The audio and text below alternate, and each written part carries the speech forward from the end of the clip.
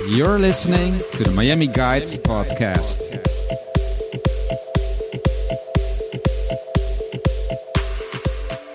Yeah, Miami was covered in graffiti. Were there a lot of graffiti artists? There was a lot of graffiti artists in Miami, all over the city and all over the county of Dade County. You know, just like the rest of Miami with other cultures, you know, music and clubs or parties or drugs or whatever it was, it was just out of control.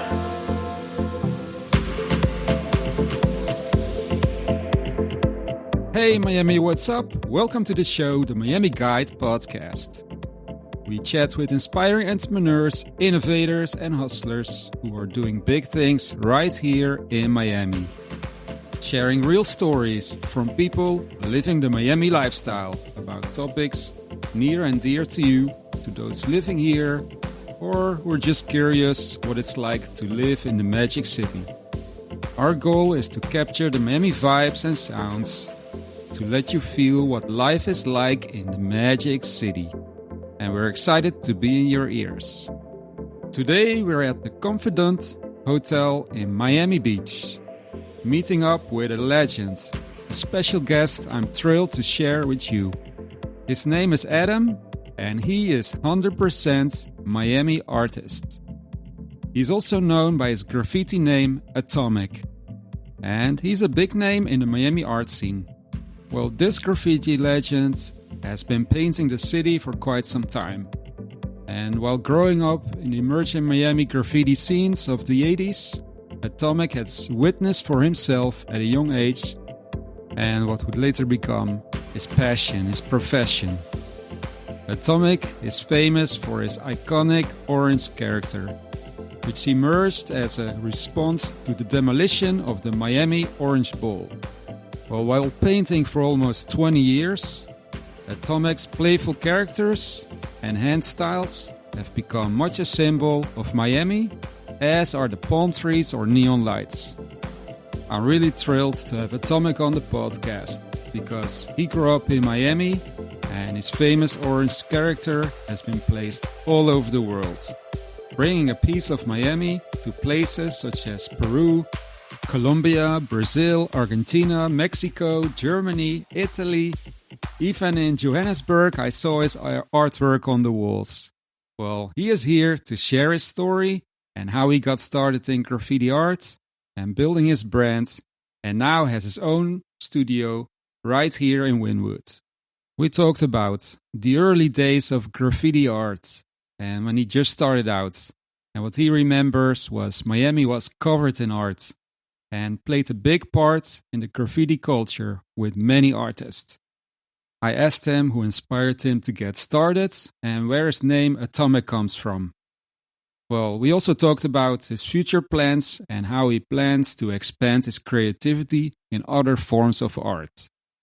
Adam has an inspiring story, sharing his passion for graffiti art. We got all of that coming right up. So I'm going to introduce to you guys our special guest, the Miami graffiti legend, Atomik.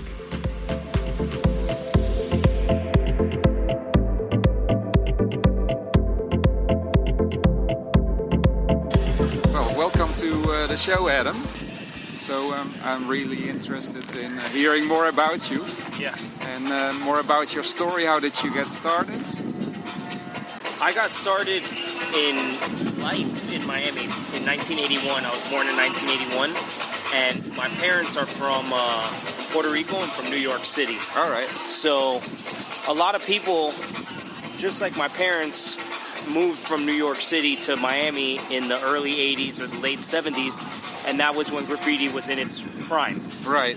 So, or it was brand new, you know, so a lot of people were bringing it down to Miami, and I saw it growing up in my neighborhood, you know. In elementary school, my neighborhood was covered in graffiti, and I saw a lot of it, so I was interested in the art.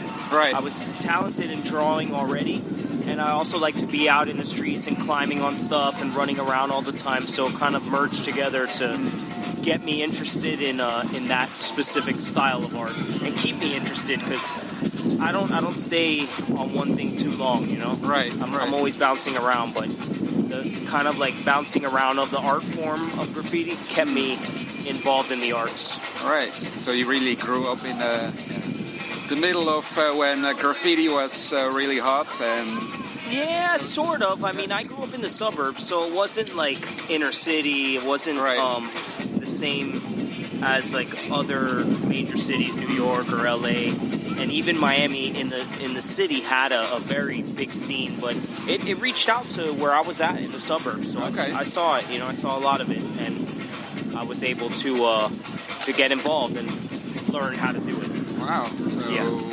So you're a real graffiti artist from Miami, growing up in Miami during the 80s. Do you remember some of how it was during those days, graffiti art?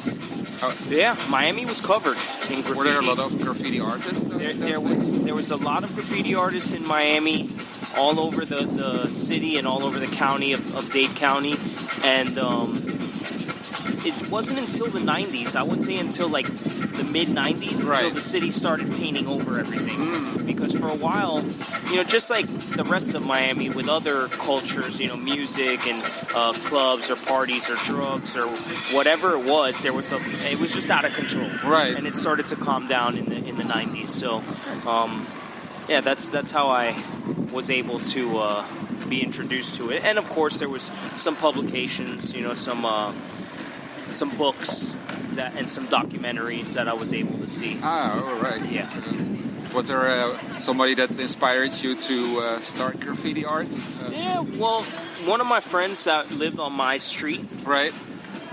He was a little bit older than me, and we were good friends, and he was already writing graffiti. Right. So he, I guess, inspired me to do it. I was probably already drawing and doing amateur versions of graffiti, but then my friend from the neighborhood taught me a little bit more of how to, do my name and pick a name and spray paint. So can you tell us something about where the name comes from, Atomik? The name comes from my name, from Atom. My friend gave it to me. He gave me the name Atom, A-T-O-M. Right. And there was already a few established Atoms out there. Oh, wow. Okay. Yeah, one of them, the most important one, was from Brooklyn, and he's still active to this day, and he was published in Spray Can Art, which is one of the beginning books of graffiti art, Spray Can Art. And so I didn't want to have the same name as him, so I added the I-K to it. Right. So it stems from my name. My friend gave me the tag, and I believe it came from my name, and then we just added the I-K to it. Okay. Well, I think it's a really cool name, and also, it really stands out with the orange tomato. Yeah, right? It's an orange. It's an orange, okay, yes. But yeah, tomatoes can be orange. Yeah. Tomatoes are orange and yellow and red, so a lot of people make the mistake of thinking it's a pumpkin or a mango or an apple or whatever. So Florida orange, right? It's a Florida orange. Right. Okay. But I painted all different colors, right? It doesn't always come out orange. I'll use any color that I have to do it. Okay. So, wow. Yeah. Yeah, I also travel a lot over the world, and I remember visiting Johannesburg. Oh, okay. Seeing your artwork. Oh, man. Johannesburg is awesome, dude. Is it? Yeah? Yeah, I met a dude named Maine, Chow Maine, down here for Art Basel maybe 5 years ago. Right. And then we painted here and hung out here. Right. And then we also hung out in Brooklyn. Right. And then I told him, hey, I'm going to come and visit you in Johannesburg. And that city's awesome, man. Yeah. It's almost like Miami in the 80s where, like, they don't really paint over much, you know? Right. Eventually it'll change, right? They'll come and paint over everything. But at this point in time, and when I went, I'd say 2 or 3 years ago, you're able to paint wherever you want. Wow. Yeah. Yeah, no, I think Johannesburg is awesome. My brother lives there, actually. Oh, okay. So, and I remember walking the streets and seeing Atomik. Yeah, so, that's awesome, man. So I thought, hey, it's everywhere. Went to Cape Town as well. Oh, Cape Town was different, beautiful city. I got to paint there a little bit, but not to the extent of Johannesburg. I really put some good work in there. All right. Yeah. So, where can we find some of your best artwork in the world? Right here in Miami. What are you most proud of? In Wynwood. Wynwood? Yeah, when you drive around Wynwood, you walk around there. I have the best pieces that I've ever painted there. and the city of Miami. 'Cause there's a couple other ones that are scattered throughout the city of Miami that I like a lot. But I just went to Tel Aviv. Tel Aviv was cool. Oh, really? You know, and Wow. you know, the Middle East, Europe, Asia, Africa, Right. South America, Central America, and also Yep. Australia, Canada. You know, Wow, the Caribbean and stuff. So I've spread my work a good amount. And yeah, I want to keep going. Yeah. He likes Pee-wee, to get eat. down here. So, Pee-wee, come on, get down. what's his name? Pee-wee? Pee-wee, yeah. Oh, yeah, he's a cute dog. Yeah. He likes to bite. Yeah, it's not that bad. So you're based in Wynwood then? My studio is in Wynwood. Oh, you have yes. your studio there? I live in the suburbs of South Dade, but my studio is in Wynwood. So when did you realize that you're busy with graffiti, that you could do this as professionally? Well, I studied graphic design Okay. for 3 years. I got In my Miami? bachelor's in Fort Lauderdale. Fort Lauderdale. So I was able to get a degree in graphic design, and then I worked in that field for 10 years. Okay. And decided I didn't want to be in an office behind a computer screen Exactly. anymore. So I would say that was around 2012. All right. Yeah, more or less 2012. So I guess I made my first orange paintings in 2012 as well. Maybe 2013 is when I realized, okay, I can do this and I can make a living off of it. Wow. Okay. So, yeah, I think maybe 2015, 2016, I made my own corporation. Okay. And I'm legal and legit to do business in the state of Florida. And, yeah. Yeah, you really built a brand and Yeah. are now everywhere over the world. Yeah, that's amazing. Yeah. And doing what you like is, it's fun. really nice to really and build, what you have, learned to do when you were young until now. What can we expect from you in the future? Do you have any future plans? Sculpture. I've been working with some sculpture artists to collaborate. All right. So I'll have some sculptures coming out this year, little like vinyl or resin figurines. Okay. I guess also I have my daughter that's going to be born in March. Congratulations. Yeah, thank you. So I'll have a newborn daughter soon. That's a very good creation. Yeah. A masterpiece. Indeed, it's a lot of work. Yeah, my son as well. So I have the family, and I've been focusing on that. Right. I'm going to calm down with the streets and focus on more commission and studio work from here on out, because it's been a long time of me risking my freedom and painting without permission. I've put in the necessary work. I think maybe 2 decades of work to be able to finally be content and satisfied for at least 3 years. Wow. Maybe I'll come back after that, but I'm going to take a break from the illegal approach. Right. Okay, I can imagine that. Yeah. Having a family that takes some responsibility. For sure. So, one question is, you're a very creative person. Where do you get your creativity from? I think it comes from my mom's side. Okay. Yeah, my grandmother on my mom's side was, she used to make wedding dresses. She could sew and cut, and she could probably also draw and sing and dance and cook and do all these very creative things. So I believe that my creativity comes from my mom's side. My father's more like numbers and books and stuff.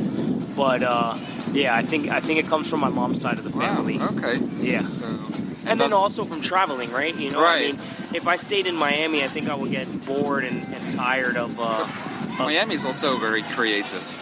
It is. Or did you make it creative? Yeah, exactly. I help make it creative, but I think if you stay in your own city, then you kind of lose your drive and your momentum and your urge to create. Right. On a specific level. I think you could lock yourself in a studio and make work, and that you could do that your whole life, but maybe no one will see it, I definitely travel and get inspiration and motivation from seeing other cities and other, scenes and cultures. That gives me motivation to paint and do more. Wow. Okay. Well, that's definitely a good way to get inspiration. Travel the world. I also love visiting places. It's it's really nice talking to you and learn more about how you started and where you're going. And I love seeing more work from you. So I'm really want to thank you for taking your time. Thank you. Looking forward to see more of your art. Yeah, come by the studio one day. Yeah, come and visit my studio, right. and I'll show you, where I work, and we can meet up. I guess like next month or the following month, because my schedule will be a little bit busy with the newborn. But come and check me out at my studio, and we'll meet again in Wynwood. Okay. Yeah. Is there any place that people can follow you, or any URL, or? Yeah, you can check out my website, which is Atomik with a K. Okay. And then there's also Instagram, Atomik Atomiko. All right. Yeah. We will definitely share that on the guides For and sure. on the podcast. So thank you very much. Thank you. All right, Appreciate you. Thanks.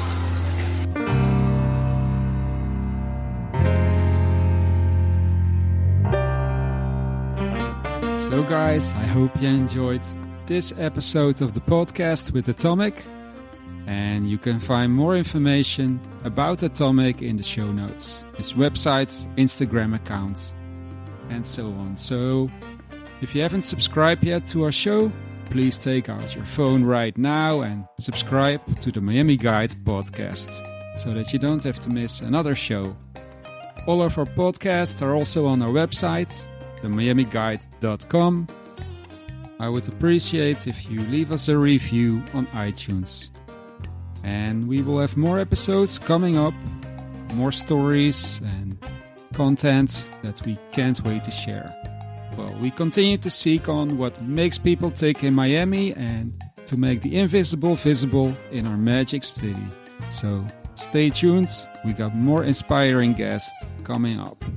Once again, my name is Mike, and I'm here to inspire you with amazing stories, capturing the vibes of Miami and spotlighting life in the magic city. You can follow us online as The Miami Guide on Instagram, Facebook, and our website, themiamiguide.com. Thanks for listening. See you in the next episode.